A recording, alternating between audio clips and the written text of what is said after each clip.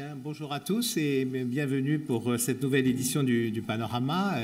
Merci d'avoir franchi les difficultés liées aux intempéries, encore que maintenant ça roule très bien sur Rueil, donc il ne faut pas non plus exagérer. Et comme chaque année, ce sera l'occasion de dresser un bilan des grandes orientations du marché du pétrole, du marché du gaz, et puis aussi de faire le point sur quelques aspects de la transition énergétique.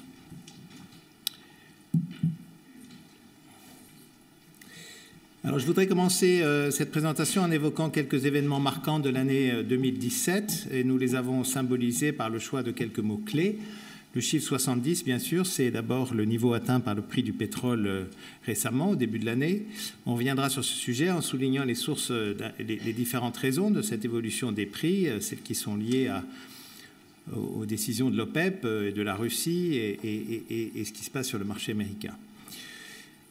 Côté gaz, c'est la croissance de la consommation mondiale qui a marqué l'année passée. Il faut noter que aussi des développements récents importants. Je pense en particulier au développement du gisement de Zohr en Égypte, au lancement de Yamal LNG en Russie à la fin de l'année 2017. Je pense aussi à des décisions du Qatar de lever le moratoire qui fixait une limite sur la capacité de production de GNL du pays. S'agissant de la transition énergétique, la décision américaine de sortir de l'accord de Paris a été à l'évidence un événement clé. Mais les dynamiques se poursuivent malgré cette décision au niveau international et même aux États-Unis, compte tenu de l'engagement aussi des États, des régions, des villes, des entreprises, comme on l'a vu notamment lors du One Planet Summit de Paris. Mais on le sait en même temps, la course vers l'objectif d'une limitation des températures à 2 degrés voire moins, selon ce qui a été décidé à la COP 21, est mal engagée. Il faut en effet accélérer le mouvement.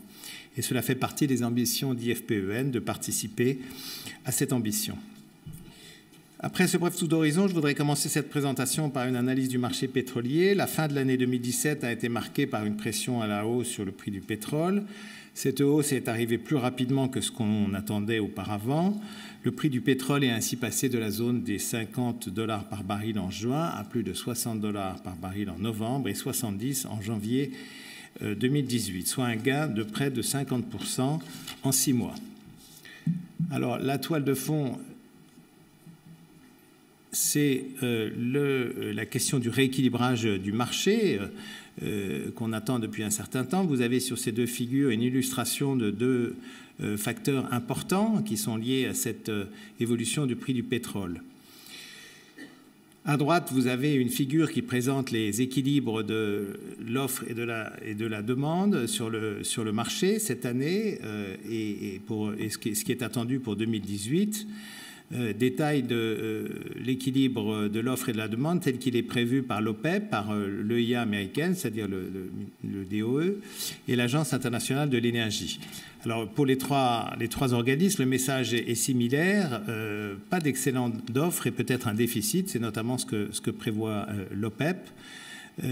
Donc, une perspective de rééquilibrage d'ici la deuxième partie de 2018. Dans la partie gauche, on observe ce qui est à la fois une cause et une conséquence de cette évolution des prix. C'est la baisse continue depuis mi-2016 des excédents de stock détenus par les pays de l'OCDE. C'est le résultat de l'action des pays de l'OPEP ainsi que d'un certain nombre de pays non OPEP comme la Russie qui ont réduit leur production depuis janvier 2017. On peut qualifier cette politique de succès au vu du résultat sur le niveau des stocks tel qu'on le voit sur le graphique de gauche. Il faut, pour expliquer la hausse des prix, compléter cette analyse en prenant en compte la faiblesse des investissements en exploration-production depuis 2015, aussi l'idée d'une offre progressivement insuffisante et de plus en plus présente en toile de fond sur le marché, et la hausse des prix à $70 traduit aussi cette anticipation. L'offre américaine reste très dynamique et elle s'accélère avec la hausse des prix. Après l'ajustement à la baisse de 2016, la production est en effet repartie à la hausse et l'EIA prévoit en 2018 une nouvelle hausse de cette production de 1,5 million de barils jour environ. La production américaine de pétrole devrait ainsi dépasser les 10 millions de barils jour en 2018. Cela place les États-Unis devant l'Arabie saoudite et ils font quasiment jeu égal avec la Russie. Si l'on tient compte de la production globale de liquide, le total devrait atteindre 14 millions de barils jour en 2018, sachant que la hausse des gaz de schiste s'est traduite par une forte progression de la production de liquide de gaz naturel et de condensat aux États-Unis. Donc cette progression de la production de pétrole atteint 5 millions de barils jour par rapport à 2011. C'est une progression remarquable, équivalente à ce qui s'était passé en Arabie saoudite au milieu des années 80. Et face à cette offre américaine massive, le dialogue et la concertation se sont donc imposés entre l'Arabie saoudite, l'OPEP et la Russie. La coopération sur laquelle on pouvait exprimer un certain scepticisme semble s'être consolidée. Elle repose du côté de l'OPEP sur le respect des quotas qui ont été définis par l'accord de 2016, qui a été reconduit pour l'ensemble de l'année. Et l'Arabie saoudite a donné récemment des signaux que, s'il le fallait, elle entendait poursuivre ces accords au-delà. De nombreux acteurs sont impliqués dans cette décision de l'OPEP, avec en plus un certain nombre d'incertitudes. L'Iran, d'un côté, sous la menace de sanctions américaines, l'Irak, qui a un potentiel de développement important, mais il faut noter au sein des pays de l'OPEP plusieurs situations de fragilité. Je pense en particulier à la Libye, au Nigeria, au Venezuela ou à la région du Kurdistan. Ces incertitudes et cette volatilité ont eu des conséquences pour le marché pétrolier, baisse des prix au début de l'année 2017 avec la reprise de la production libyenne, puis hausse en fin d'année sous l'effet des difficultés affectant le Kurdistan ou le Venezuela. L'instabilité du marché a été et sera probablement encore le résultat de la difficulté à anticiper l'évolution de la production américaine d'huile de schiste. Sa sensibilité, en effet, à l'activité de forage est très forte et selon les différents modèles, on note des écarts significatifs concernant le potentiel de croissance en 2018 qui sont de nature à changer la donne pour le marché. Le marché réagit en effet à des écarts minimes de l'ordre de 500 000 barils jour, même si cela ne représente qu'une part très faible de la production mondiale. Pour tenter d'anticiper la production américaine, le niveau de l'activité de forage n'est cependant pas le seul facteur à considérer.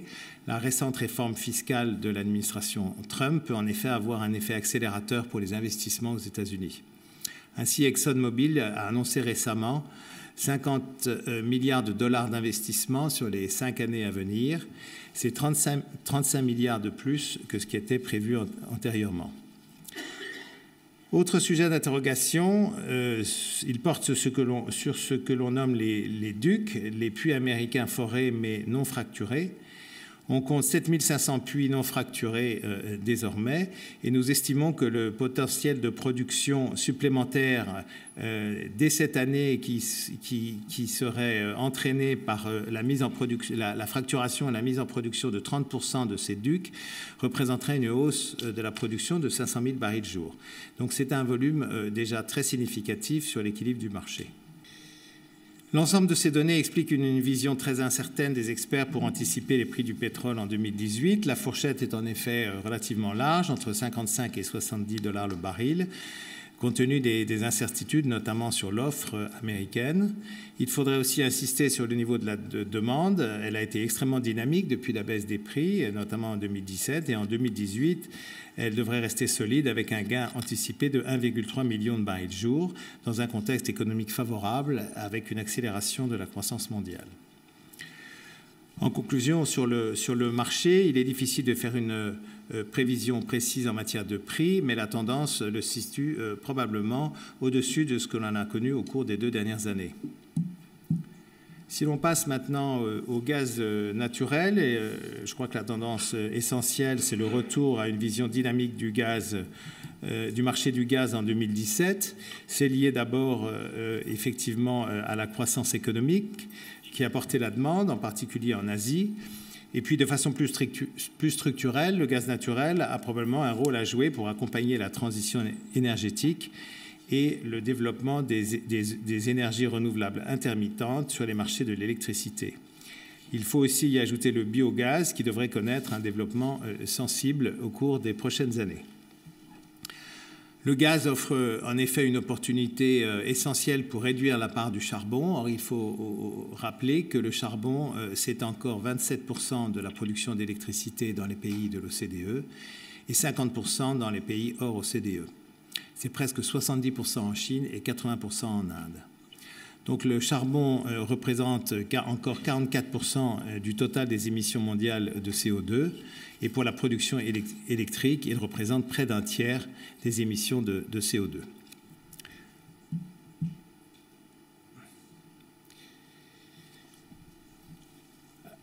Alors 2017, comme je disais, a été une année de croissance soutenue de la demande gazière avec un gain de 3%. C'est presque 2 fois plus que la croissance observée pendant les 5 années précédentes, qui était de 1,7%.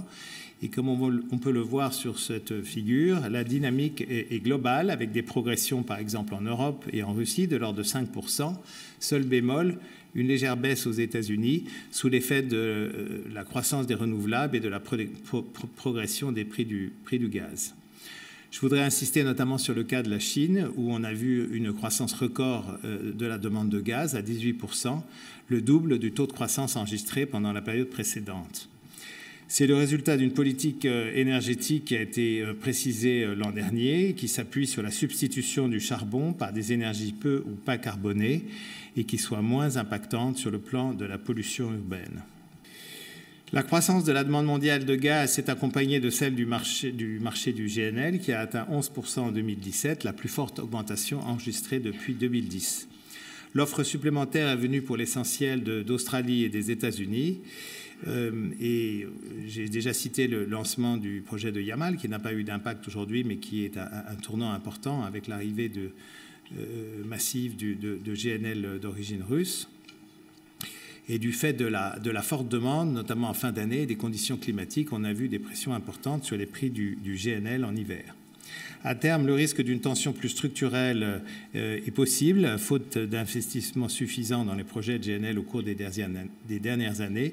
Comme vous le voyez sur la partie gauche du graphe, en 2017, par exemple, une seule décision d'investissement a été prise. Elle concerne le projet de liquéfaction de Coral au Mozambique.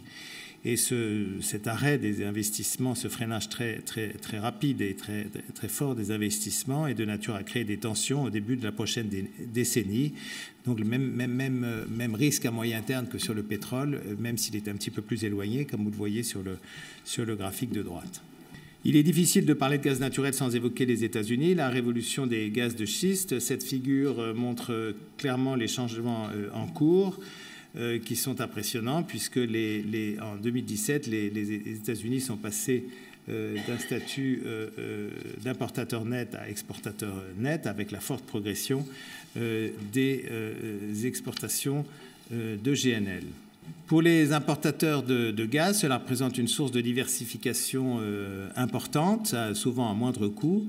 On a plusieurs exemples d'une telle diversification dans les principaux pays qui ont été acheteurs de GNL américain, le Japon, la Corée, mais aussi en Europe avec la Pologne. Cet exemple en Europe soulève la question de la compétition gazière qui peut se développer entre la Russie et les États-Unis. On évoque parfois une guerre des prix qui pourrait être déclenchée par la Russie pour préserver ses parts de marché. Mais les impacts économiques d'une telle politique pourraient l'en dissuader, mais il est sûr qu'une compétition commerciale importante sur les parts de marché en Europe peut se développer, notamment en Europe orientale.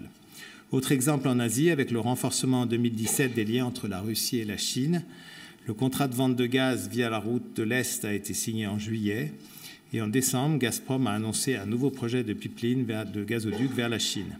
On peut aussi noter la renégociation des prix du GNL vers l'Inde.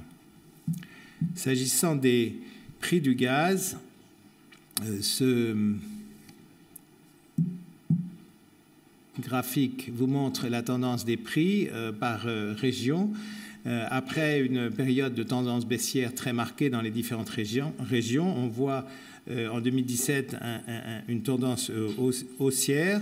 Alors, en Europe et en Asie, c'est le résultat des hausses de prix du pétrole et du charbon en particulier. C'est aussi le résultat d'une demande gazière soutenue, en particulier en hiver.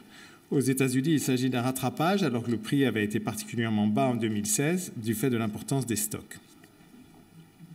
On voit en même temps que les évolutions sont parallèles en termes de mouvement à la hausse en 2017 et en 2018, mais que les écarts restent extrêmement importants selon les régions et que les États-Unis gardent un avantage en matière de prix du gaz extrêmement marqué. J'en viens maintenant à la transition énergétique. Les enjeux sont connus et ont été encore rappelés récemment à l'occasion de la COP22 et du One Planet Summit. La dynamique est là, mais l'enjeu est de l'accélérer pour être en phase avec les objectifs des accords de Paris. Quelques signaux négatifs, tout d'abord. C'est le fait qu'en 2017, les émissions de CO2 sont reparties à la hausse après avoir observé un plateau sur une période de 3 ans. Et à droite, la figure représente la tendance lourde des émissions de gaz à effet de serre par rapport au scénario à 2 degrés. Et on voit on reste tout à fait éloigné des scénarios tendanciels à 2 degrés. Cela étant, quelques points positifs en parallèle. D'abord, on constate que les marchés du CO2 couvrent une part croissante des émissions mondiales de CO2. On atteint ainsi 15% en 2017 et cela devrait passer à 22% en 2018 avec la mise en place d'un tel marché en Chine. Et il faut se souvenir que la Chine émet 27% du total mondial des émissions de CO2. Autre exemple, sur le graphique de droite, l'effet positif des taxes sur le CO2, c'est le cas au Royaume-Uni, où on voit qu'à 30 $ la tonne, soit 22 € la tonne, la taxe qui existe au Royaume-Uni suffit pour rendre le charbon non compétitif, notamment sur le marché de l'électricité vis-à-vis du gaz. Je rappelle que la France est orientée dans la même voie à partir de 2014 avec la mise en place d'une taxe carbone qui est progressivement passée de 7 € la tonne à 32,5 € la tonne en 2017. Si on regarde maintenant du côté des investissements, donc l'objectif est de réorienter les investissements vers des solutions décarbonées. Au niveau mondial, on observe une stabilisation des investissements autour de 350 milliards de dollars par an. Cela les situe un peu en dessous des investissements d'exploration-production dans le domaine du pétrole et du gaz, ceux-ci ayant fortement chuté depuis 2014. Et pour les investissements en ENR, il faut voir que ces évolutions en valeur ne prennent pas en compte la chute des prix, c'est-à-dire qu'en volume, on a en réalité une poursuite de la progression des investissements dans le domaine des ENR. 40% du total ont été portés par la Chine et 80% de ces investissements dans le domaine des ENR ont été concentrés sur le solaire et sur l'éolien. Ceci s'explique évidemment par la baisse spectaculaire des coûts de production de l'électricité pour ces deux secteurs. Des niveaux de coûts particulièrement faibles ont été annoncés l'an passé, 17 $ par mégawattheure pour des installations de photovoltaïque en Arabie Saoudite, 34 $ par mégawattheure au Chili, par exemple, 43 $ par mégawattheure ont été évoqués pour l'éolien offshore en Allemagne. Ceci dit, évidemment, ces coûts intègrent les subventions et des conditions financières souvent favorables, mais ils reflètent aussi le recul tendanciel du coût des solutions à bas carbone. Dans le secteur des transports, le véhicule électrique est désormais considéré comme une option à part entière pour répondre à la mise en place d'une mobilité durable. Les prévisions de vente sur le long terme sont ainsi réévaluées régulièrement à la hausse. Les dernières tablent sur un parc de 250 à 550 millions de véhicules électriques à horizon 2040. Certains scénarios sont même encore plus ambitieux. Il est intéressant, je crois qu'il y a une incertitude sur le rythme de passage à l'électrique, mais quand même un certain nombre de signaux positifs. Il est intéressant aussi de regarder les impacts pour le marché pétrolier de cette évolution. Ils ne seront pas immédiats, évidemment, mais d'ici 2040, on estime que le recul de la demande pétrolière du secteur transport pourrait être de 3 à 5 millions de barils jour. Et quand on connaît la sensibilité du marché à de faibles écarts sur l'offre et la demande, ceci est très significatif. Avant de conclure, je souhaite revenir brièvement sur la Chine et le poids et l'impact de la Chine sur les marchés de l'énergie. Cela a été particulièrement sensible en 2017 avec une forte croissance de la demande gazière de 18%, mais également la Chine joue un rôle de plus en plus important dans le domaine des investissements pour les énergies renouvelables. C'est plus de 40% des investissements et aussi 40% plus de 40% des ventes de véhicules électriques dans le monde. Il faut se rappeler que la Chine a des objectifs ambitieux qui ont été redéfinis. Le pays souhaite couvrir 20% de ses besoins énergétiques par des énergies décarbonées en 2030. Les investissements envisagés sont de 350 milliards de dollars d'ici 2020 dans le secteur électrique, ce qui est considérable évidemment, et c'est en effet, et c'est aussi un enjeu en termes d'emploi. La Chine vise à terme 10 millions d'emplois dans les énergies renouvelables, soit 3 fois plus qu'en 2016. Les enjeux qui en résultent sont considérables aussi au point de vue industriel, que ce soit au niveau des exportations, de l'implantation en Chine des constructeurs étrangers ou des prises de participation extérieures. Je pense en particulier aux intérêts pris dans les mines de lithium. Cela aura des impacts en Europe, pour l'Europe et pour les États-Unis. Les taxes imposées récemment par les États-Unis sur les panneaux photovoltaïques chinois illustrent cette compétition mondiale sur ces nouvelles filières. En conclusion, il convient de souligner les grands points de cette présentation. Le peu de visibilité sur le marché pétrolier, mais sur une tendance haussière et une tendance de rééquilibrage du marché, même si les repères en termes de prix sont loin d'être stabilisés. Pour le gaz, une dynamique haussière s'est engagée en 2017 et cette énergie pourrait trouver sa place dans la transition énergétique, notamment pour remplacer le charbon. Et s'agissant de la transition énergétique, on voit que la dynamique s'accélère, mais les progrès technologiques sont là, les baisses de coûts s'accélèrent, mais la mise en œuvre de cette transition énergétique reste encore trop lente pour atteindre les objectifs de la COP21. Merci beaucoup de votre attention. Merci beaucoup, Monsieur Hussin. Si vous permettez, je voulais vous rejoindre pour vous poser 2-3 petites questions supplémentaires. Alors, ma première question, en fait, porte sur les investissements en exploration-production, parce que vous n'en avez pas parlé. Avec cette tendance haussière, comment ça va se passer? On sait qu'ils avaient énormément chuté. Alors, ce qu'on constate, c'est qu'il y a, après plusieurs années de très fortes baisses, et cette baisse, compte tenu des effets retards, notamment sur les grands projets, incite à penser qu'on pourrait avoir un déficit d'offres à horizon 2019-2020. Pourquoi? Parce qu'il faut d'un côté faire face à l'augmentation de la demande de l'ordre de 1,5 million de barils de jour, et cette année, les huiles de schiste américaines y suffisent. Il faut aussi investir pour remplacer les gisements anciens qui sont en cours de déplétion. Donc ce manque d'investissement est un point d'inquiétude pour le moyen terme. On a noté une reprise des investissements en 2017, mais la reprise a concerné essentiellement le marché américain, les huiles, notamment les huiles de schiste. La grande question, notamment pour le parapétrolier, ça va être la reprise des investissements en dehors des États-Unis cette année et l'année prochaine. Très bien. Il y avait aussi peut-être une petite question sur ces gaz de schiste notamment. Donc on a des prix très très compétitifs. Finalement, l'Europe n'en profite pas tellement. Est-ce que vous pouvez commenter davantage? Peut-être en vous rapprochant du micro pour être bien enregistré. C'est une poursuite de la tendance qu'on a vue depuis quelques années. Comme je disais, la tendance est à la hausse aux États-Unis, comme elle est à la hausse en Europe et comme elle est à la hausse en Asie, avec un mélange de croissance économique du côté de la demande et impact de la hausse des prix du brut. Et puis de plus en plus de pays sont importateurs de GNL, mais les écarts de prix ne changent pas significativement, c'est-à-dire que les États-Unis conservent un avantage économique, notamment pour les industries avales, je pense particulièrement à la pétrochimie, extrêmement important. On voit une concentration des investissements aux États-Unis dans les industries fortement utilisatrices de gaz. Et on voit en même temps les États-Unis devenir un exportateur de gaz très important, même si quantitativement ils ne sont pas dominants, ils peuvent devenir un acteur clé sur le marché du GNL, ce qui est une bonne nouvelle pour les pays importateurs, puisque c'est une source de diversification avec des prix qui peuvent être dans certains cas très compétitifs. Une dernière petite question, si vous le permettez, sur c'est toujours ces gaz de schiste. Alors, les États-Unis sont très actifs. Comment ça se passe un petit peu dans le reste du monde? Est-ce qu'il y a des zones qui se développent? Alors, les gaz et les pétroles de schiste, c'est un nouveau modèle économique, je veux dire, qui rend la prévision extrêmement difficile.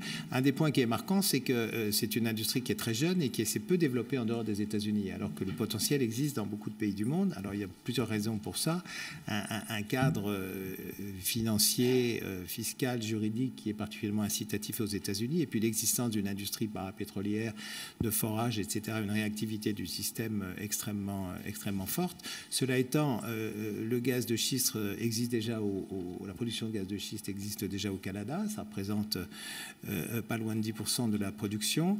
Et il y a un certain nombre de pays qui ont du potentiel et qui souhaitent le développer, en particulier l'Argentine, avec le grand gisement de Vaca Muerta, où il y a beaucoup d'investissements qui sont programmés, un très grand potentiel pour l'Argentine, dont les ressources, la production de gaz conventionnel est en baisse. Il y a du potentiel aussi en Algérie et dans d'autres régions du monde. Le troisième pays producteur, c'est déjà la Chine. Alors pour des montants relativement faibles, mais il y a effectivement peut-être un potentiel de développement des gaz de schiste en dehors des États-Unis, même s'il y a nulle part on a un cadre économique et technique aussi favorable qu'aux États-Unis.